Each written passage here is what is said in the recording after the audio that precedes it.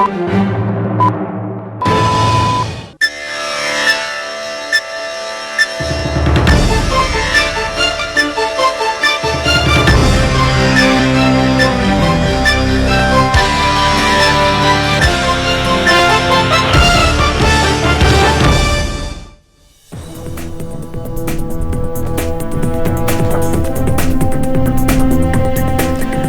আলাইকুম।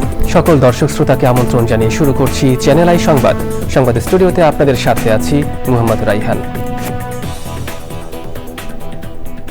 বিস্তারিত সংবাদের শুরুতে জানিয়ে দিচ্ছি ফ্রেশ আটা ময়দা সুজি সংবাদ শিরোনামগুলো। জুলাই গণঅভ্যুত্থানের সামনে থাকা নারীরা কেন আড়ালে চলে গেলেন সেই প্রশ্ন সংস্কৃতি উপদেষ্টার। নারীর প্রতি দৃষ্টিভঙ্গির পরিবর্তন হয়নি বললেন নারীরা। গণভবনে জুলাই স্মৃতি জাদুঘর উদ্বোধন ৫ই আগস্ট। ৪ঠা আগস্টের মধ্যে শেষ হবে ৬৪ জেলায় জুলাই স্মৃতিস্তম্ভের নির্মাণ কাজ। মিটফোর্ড হত্যার ঘটনা রাজনৈতিক স্বার্থে ব্যবহার করে নির্বাচনের পরিবেশ নষ্টের চেষ্টার আশঙ্কা বিএনপির। অপরাজনীতি প্রতিহতে সরকার উদাসীন মন্তব্য। এবং সবুজে সাজাই বাংলাদেশ স্লোগানে যশোরে প্রকৃতি ও জীবন ক্লাবের বৃক্ষরোপণ। প্রাণ প্রকৃতি রক্ষায় এমন উদ্যোগ অব্যাহত রাখার আহ্বান।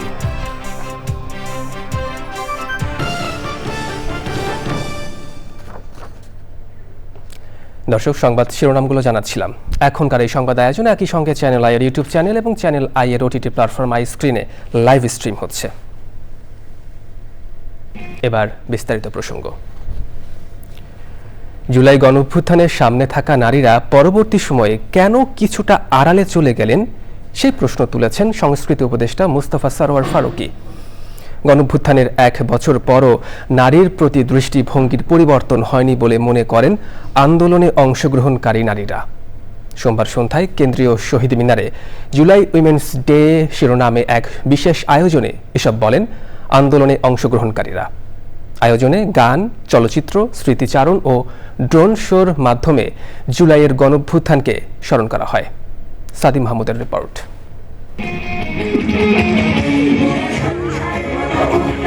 গত বছরের জুলাইয়ে গণঅভ্যুত্থানের মধ্য দিয়ে নতুন যাত্রা শুরু হয় বাংলাদেশের। গণঅভ্যুত্থানের স্মৃতি পুনর্জাগরণে চলচ্চিত্র প্রদর্শনী, শহীদ পরিবার ও জুলাই যোদ্ধাদের স্মৃতিচারণ, জুলাইয়ের গান কেন্দ্রীয় শহীদ মিনারে। কিছুটা বৈরী আবহাওয়ার মধ্যেই মোরা ঝঞ্ঝার মতো উদ্দাম শিরোনামে মহিলা ও শিশু বিষয়ক মন্ত্রণালয় এবং ঢাকা বিশ্ববিদ্যালয়ের সহযোগিতায় জুলাই উইমেন্স ডের নানা আয়োজন।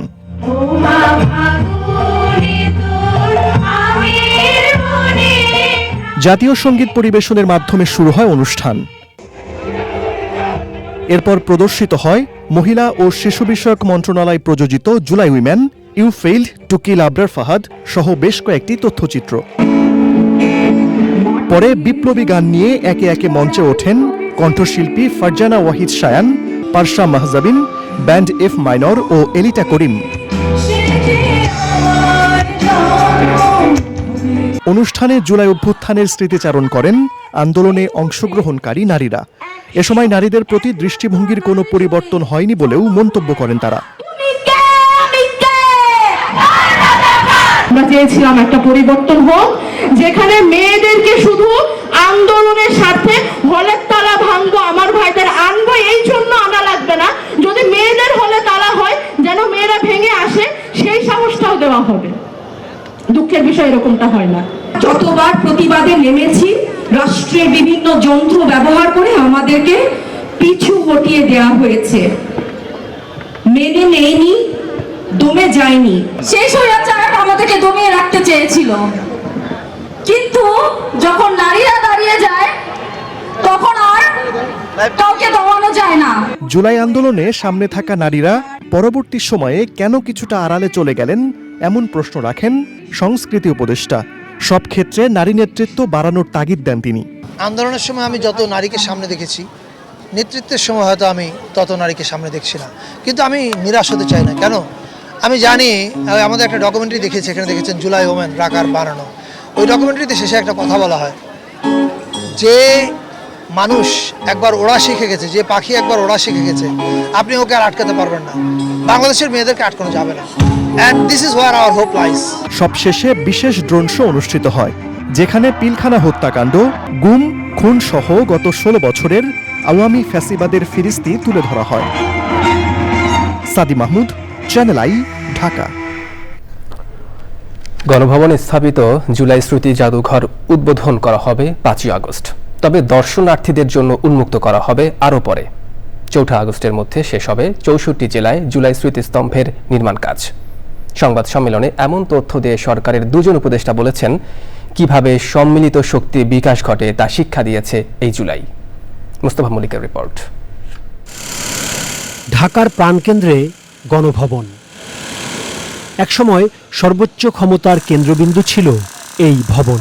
ছাত্র জনতার গণ অভ্যুত্থানে 5ই আগস্ট চারদিক থেকে জনস্রোত যখন গণভবনের দিকে, তখনই ভারতে আশ্রয় নেয়ার উদ্দেশ্যে দেশ ছাড়েন শেখ হাসিনা। এরপর বিক্ষুব্ধ ছাত্র জনতা প্রবেশ করে গণভবনে। অন্তর্বর্তী সরকার শপথ নেয়ার পর এখানে জুলাই স্মৃতি জাদুঘর স্থাপনের সিদ্ধান্ত হয়। সোমবার সাংবাদিকদের গণভবনের বর্তমান অবস্থা দেখানো হয়। সংবাদ সম্মেলনে জানানো হয়, সংস্কার শেষে উদ্বোধন করা হবে জুলাই স্মৃতি জাদুঘর। জুলাই স্মৃতি স্তম্ভ নিয়েও কথা বলেন সংস্কৃতি উপদেষ্টা।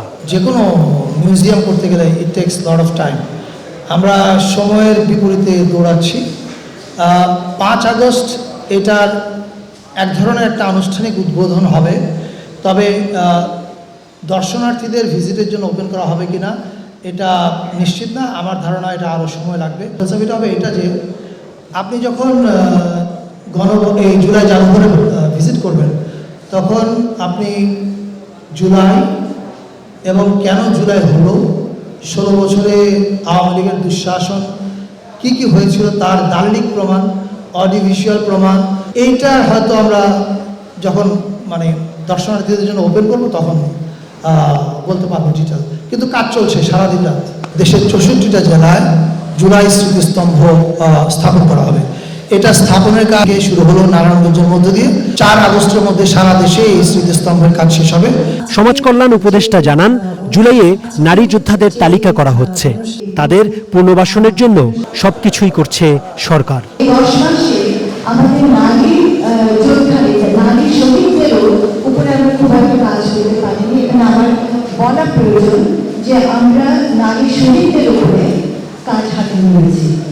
সংবাদ সম্মেলনে জানানো হয়, ফ্যাসিবাদ বিরোধী আন্দোলনের স্বীকৃতি হিসেবে 18 জুলাই বেসরকারি বিশ্ববিদ্যালয় দিবস ও 21 জুলাই মাদ্রাসা দিবস পালন হবে। গেল বছর অর্থাৎ 2024 সালের এই দিনে গণভবনের এখানেই সংবাদ সম্মেলন করেছিলেন সে সময়ের প্রধানমন্ত্রী শেখ হাসিনা। এখানে সাংবাদিকরা প্রশ্ন করেছিলেন যার যার মতো করেই। 1 বছর পর 2025 সালের এই দিনে এই গণভবনেই সংবাদ সম্মেলনের আয়োজন করল অন্তর্বর্তী সরকার। ঢাকার গণভবন থেকে Mustafa Mallik, channel I. Mitford হাসপাতালের সামনে হত্যার ঘটনা রাজনৈতিক স্বার্থে ব্যবহার করে নির্বাচনের পরিবেশ নষ্ট করার চেষ্টা চলছে বলে আশঙ্কা করছে বিএনপি।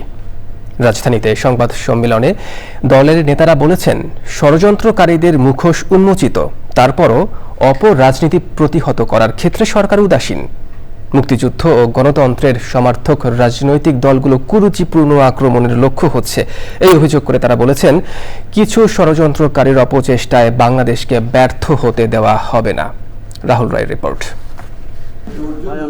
সাম্প্রতিক বিভিন্ন ইস্যু, বিশেষ করে পুরান ঢাকায় ব্যবসায়ী হত্যাকাণ্ড নিয়ে দলের চেয়ারপারসনের গুলশান কার্যালয়ে বিএনপির সংবাদ সম্মেলন। স্থায়ী কমিটির প্রায় সব সদস্যকে নিয়ে দলের বক্তব্য তুলে ধরেন দলের মহাসচিব। হত্যাকারীদের বিচার দাবি করে এই ঘটনা নিয়ে কিছু প্রশ্ন তুলেছে বিএনপি। দুঃখজনক হলো সত্য, নৃশংসতার মাধ্যমে এই হত্যাকাণ্ডে সরাসরি অংশগ্রহণকারীদের এ পর্যন্ত গ্রেপ্তার করা দূরে থাক, আইন প্রয়োগকারী সংস্থা এখনও তাদের নাম পরিচয় পর্যন্ত উদ্ঘাটন করতে সক্ষম হয়নি। এই হত্যাকাণ্ডের ঘটনা কোনো রাজনৈতিক স্বার্থসিদ্ধির জন্য ব্যবহার হচ্ছে কিনা এবং এর মাধ্যমে আসন্ন জাতীয় নির্বাচনের পরিবেশকে বিঘ্নিত করার জন্য বিশেষ কোনো মহলের প্ররোচনায় এই ধরনের ঘটনাকে অজুহাত হিসেবে ব্যবহার করা হচ্ছে কিনা এ নিয়ে সন্দেহ করবার যথেষ্ট অবকাশ রয়েছে। কুমিল্লার মুরাদনগরে সংঘটিত 3টি নৃশংস হত্যাকাণ্ড কুমিল্লায় মসজিদের ইমাম হত্যা, খুলনায় যুবদল নেতা মাহবুব মোল্লাকে হত্যা ও রক কেটে দেওয়া, এমন হত্যাকাণ্ডের ক্ষেত্রে সকলের প্রতিবাদী কণ্ঠস্বর সমমানের ছিল কিনা সে বিষয়েও প্রশ্ন তোলা যেতে পারে। চলমান পরিস্থিতিতে সরকারের ভূমিকা ও রাজনৈতিক ঐক্যের প্রয়োজনীয়তা সহ বিভিন্ন বিষয় উঠে আসে সংবাদ সম্মেলনে। সুপরিকল্পিতভাবে এই অশ্লীল কুরুচিপূর্ণ আক্রমণের লক্ষ্যবস্তু হচ্ছেন এদেশের স্বাধীনতা, মুক্তিযুদ্ধ, সার্বভৌমত্ব ও গণতন্ত্রের সমর্থক রাজনৈতিক দল ও তার শীর্ষ নেতৃত্ব। দেশে গণতন্ত্র পুনঃপ্রতিষ্ঠার প্রত্যয়ে ঐক্যবদ্ধ জাতিকে বিভক্ত করার ষড়যন্ত্রকারীদের মুখোশ আজ উন্মোচিত। এই অপরাজনীতি প্রতিহত করার ক্ষেত্রে সরকারের উদাসীনতার প্রতি আমরা তীব্র ক্ষোভ প্রকাশ করছি। আমরা দৃঢ়ভাবে আশা করি দেশে বিদ্যমান রাজনৈতিক পরিস্থিতি অবনতির ভয়াবহ পরিণাম সম্পর্কে দায়িত্বশীল সকল রাজনৈতিক দল সচেতন হবেন। সুষ্ঠু নির্বাচন ও গণতন্ত্র প্রতিষ্ঠা করে আগামীর বাংলাদেশ গড়ার পথে কোনো বাধা আসলে ঐক্যবদ্ধ গণতান্ত্রিক শক্তির মাধ্যমে প্রতিহত করার কথা বলেছে বিএনপি। আগামীর বাংলাদেশ গড়ার পথে যদি কোনো বাধা আসে তবে সেটা আমরা ঐক্যবদ্ধ গণতান্ত্রিক শক্তির মাধ্যমে প্রতিহত করব। রাহুল রায়, চ্যানেল আই, ঢাকা। দেশব্যাপী জুলাই পদযাত্রার অংশ হিসেবে জাতীয় নাগরিক পার্টি এনসিপির কেন্দ্রীয় নেতারা বরিশাল বিভাগে পদযাত্রা করছেন। তারই অংশ হিসেবে সোমবার রাতে চরমোনাই দরবার শরীফে যান তারা। সেখানে ইসলামী আন্দোলন বাংলাদেশের সিনিয়র নায়েবে আমির মুফতি সৈয়দ মুহাম্মদ ফয়জুল করিমের সাথে সাক্ষাৎ করেন এনসিপির আহ্বায়ক নাহিদ ইসলাম।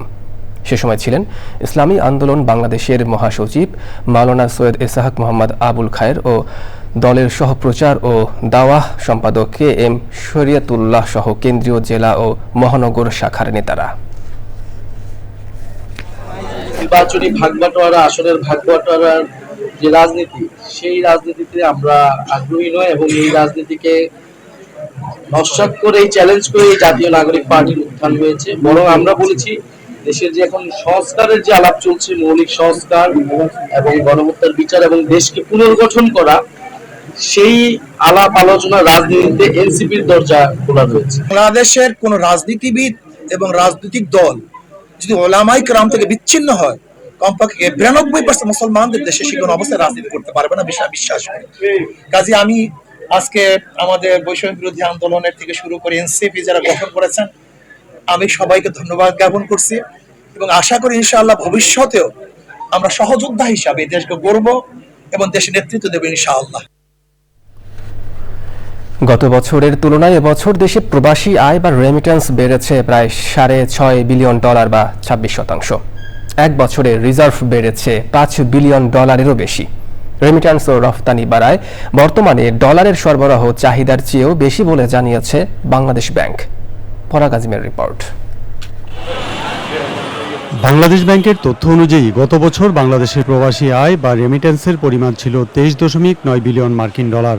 এক বছরে রেমিটেন্স বেড়ে দাঁড়িয়েছে $30.3 বিলিয়ন মার্কিন ডলার।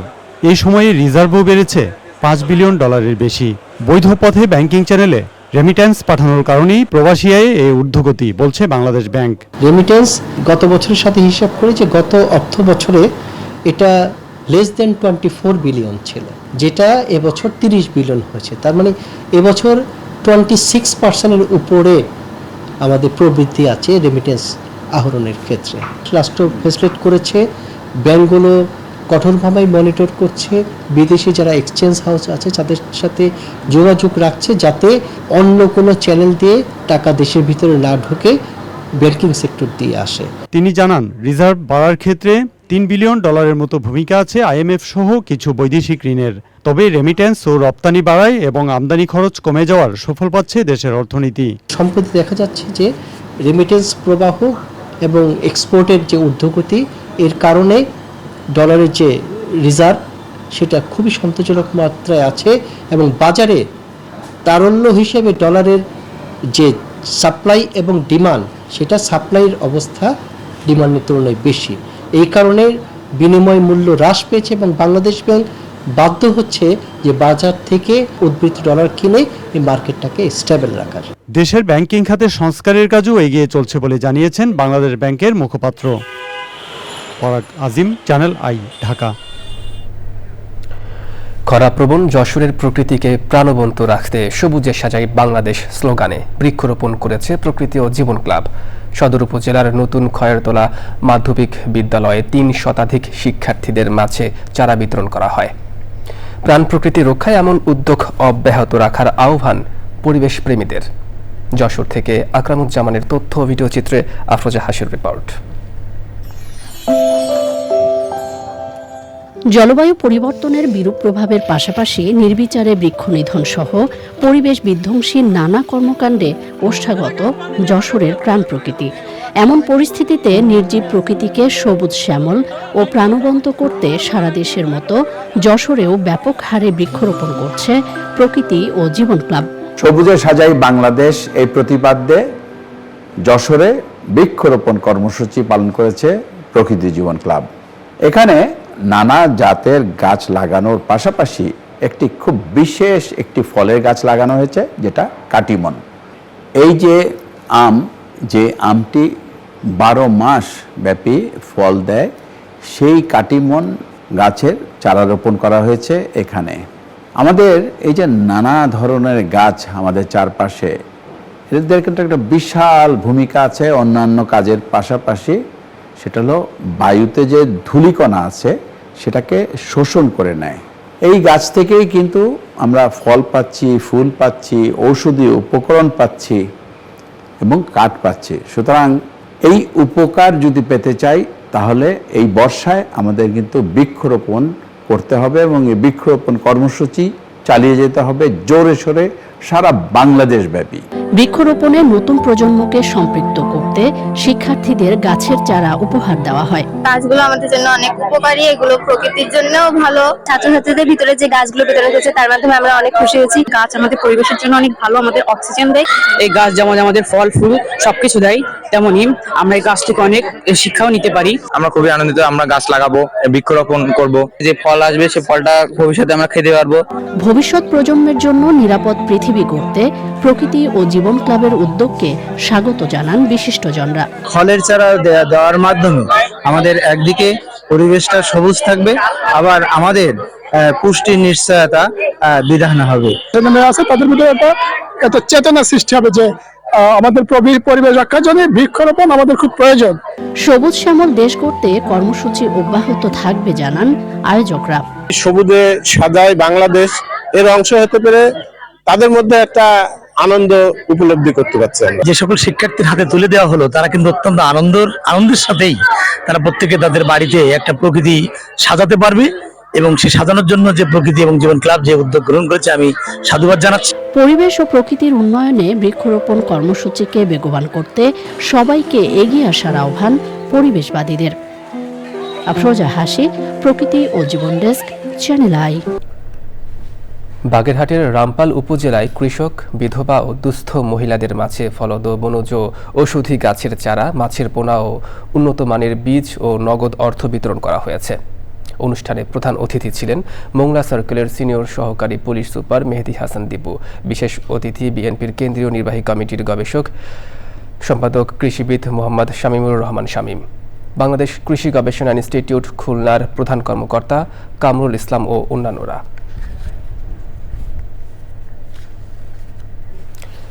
বিএসটিআইয়ে আন্তর্জাতিক মানের যন্ত্রপাতি সজ্জিত ন্যাশনাল হালাল ল্যাবরেটরি এবং অত্যাধুনিক হেলমেট টেস্টিং ল্যাবরেটরি উদ্বোধন করা হয়েছে।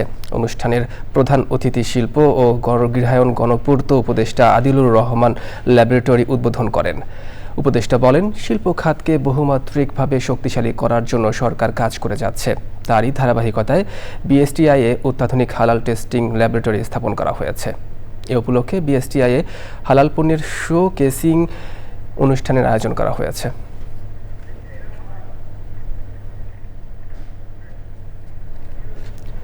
চট্টগ্রামের সীতাকুণ্ডে বিএনপির সাবেক যুগ্ম মহাসচিব লায়ন আসলাম চৌধুরীর পৃষ্ঠপোষকতায় এবং জেএম সংস্থার উদ্যোগে 2000-এর অধিক দরিদ্র রোগীকে চিকিৎসা সেবা ও ওষুধ বিতরণ করা হয়েছে। এ সময় বক্তব্য রাখেন চিকিৎসক সমন্বয়ক ডাক্তার ঈসা চৌধুরী, সাংবাদিক নেতা Zahidul Karim Kochi, Lions Club International Chittagong জেলা vice governor lion Kamruzzaman Liton ও অন্যান্যরা।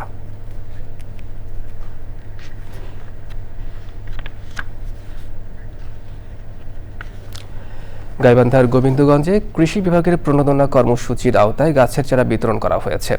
গোবিন্দগঞ্জ সরকারি উচ্চ বিদ্যালয় চত্বরে চারা বিতরণ অনুষ্ঠানে সভাপতিত্ব করেন বিদ্যালয়ের প্রধান শিক্ষক মোকাররম হোসেন রানা।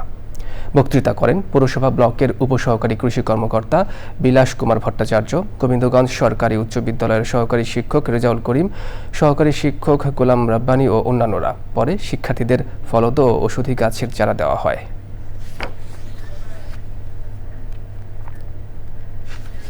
এবার কৃষি সংবাদ।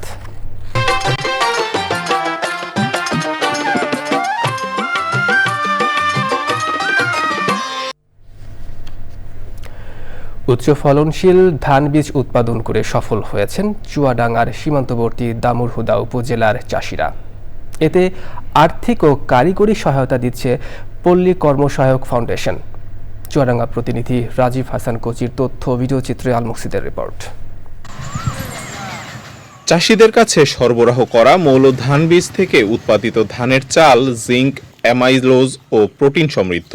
পুষ্টি সমৃদ্ধ ব্রিড ধান 50 একটি জনপ্রিয় জাত যা বাংলামতি বা বাসমতি নামেও পরিচিত।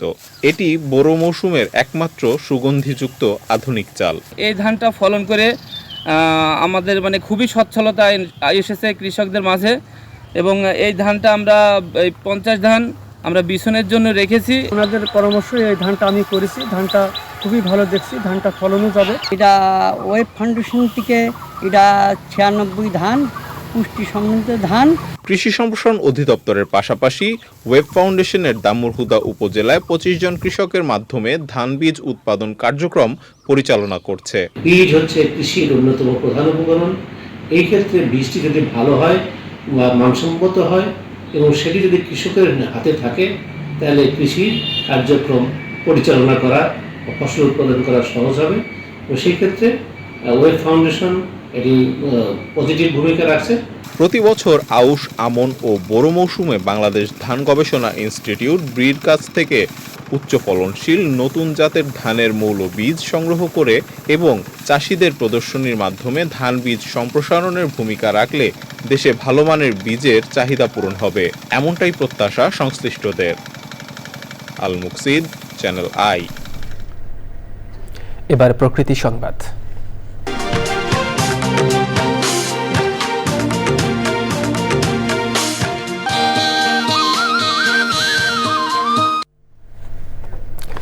প্রকৃতি রক্ষার ব্রত নিয়ে আসা বর্ষা ঋতুকে বরণ করে নিল শরীয়তপুর সাহিত্য ও সাংস্কৃতিক সংগঠন। বৃষ্টির রিমঝিম শব্দ আর সোদা মাটির গন্ধ বাস্তবে নিয়ে এলো গানে ও কবিতার ছন্দে শরীয়তপুর পাবলিক লাইব্রেরি প্রাঙ্গণ। তুলে ধরা হয় বাংলার সংস্কৃতি। তবে সবকিছু ছাপিয়ে আলোচনার কেন্দ্রবিন্দু ছিল লাইব্রেরির প্রধান ফটকের সামনে দেয়াল নির্মাণ নিয়ে। প্রশাসনের এমন কর্মকাণ্ডে ক্ষোভ জানিয়ে লাইব্রেরি সংরক্ষণ সহ আধুনিকায়নের দাবি সচেতন মহলের। এস এম মুজিবুর রহমানের রিপোর্ট।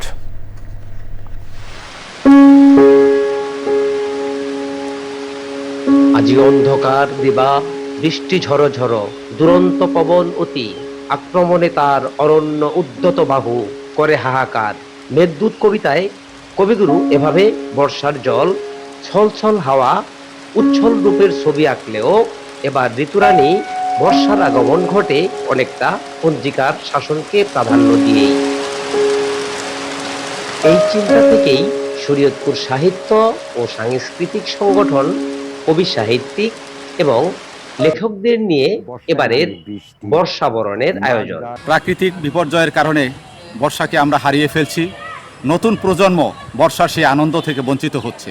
তবে বর্ষাবরণ সহ নানা সাংস্কৃতিক অনুষ্ঠানের অন্যতম কেন্দ্রস্থল পাবলিক লাইব্রেরির প্রবেশ পথের দেয়াল অপসারণ সহ আধুনিকায়নের দাবি কবি সাহিত্যিক, পাঠক সহ সংস্কৃতি অনুরাগীদের। পাবলিক লাইব্রেরিটা শরীয়তপুরের সাহিত্য সংস্কৃতির প্রতিজ্ঞাকারী নয়, শুধু শরীয়তপুরকে চেনার একটা অন্যতম উপায়। নিরাপত্তার অজুহাতে এই পাবলিক লাইব্রেরির গেটটা যে বন্ধ করে দেওয়া হয়েছে। 1978 সালে কবিগুরু রবীন্দ্রনাথ ঠাকুরের স্নেহধন্য রথীন্দ্রকান্ত ঘটক চৌধুরী প্রতিষ্ঠা করেন শরীয়তপুর পাবলিক লাইব্রেরি। ওই জনপদে জ্ঞান ও সংস্কৃতি চর্চার প্রাণ কেন্দ্রে পরিণত হয় লাইব্রেরিটি। এই জ্ঞানগিরের ঐতিহ্যকে যাতে ধরে রাখতে পারি এটা যাতে পুরানো ঐতিহ্যে ফিরে আসে, আমি সেই প্রত্যয় ব্যক্ত করছি। লাইব্রেরিটি আরো প্রাণবন্ত করার দাবি সংশ্লিষ্টদের। প্রাক্তন হিসাবে আমার দাবি যে এই লাইব্রেরির সামনে একটা দৃষ্টিনন্দন গেট করে হোক এবং সেই গেট দেখে যেন লাইব্রেরিতে আসে। প্রয়োজনীয় সংস্কারের মাধ্যমে লাইব্রেরিটি রক্ষার দাবি জানিয়েছেন কবি সাহিত্যিক পাঠক সহ শরীয়তপুরের সংস্কৃতি প্রেমীরা। S M. Mujibur Rahman, channel I, Shariatpur. দর্শক, সংবাদ শেষ করব, তবে যাবার আগে ফ্রেশ আটা ময়দা সুজি সংবাদ শিরোনামগুলো জানিয়ে দিচ্ছি আরও একবার।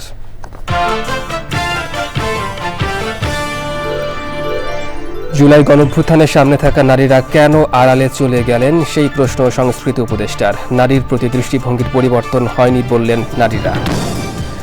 গণভবনে জুলাই স্মৃতি জাদুঘর উদ্বোধন 5ই আগস্ট 4 আগস্টের মধ্যে শেষ হবে 64 জেলায় জুলাই স্মৃতিস্তম্ভের নির্মাণ কাজ।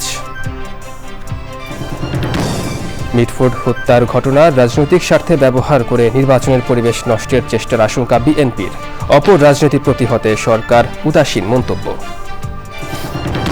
এবং সবুজে সাজাই বাংলাদেশ স্লোগানে যশোরে প্রকৃতি ও জীবন ক্লাবের বৃক্ষরোপণ। প্রাণ প্রকৃতি রক্ষায় এমন উদ্যোগ অব্যাহত রাখার আহ্বান।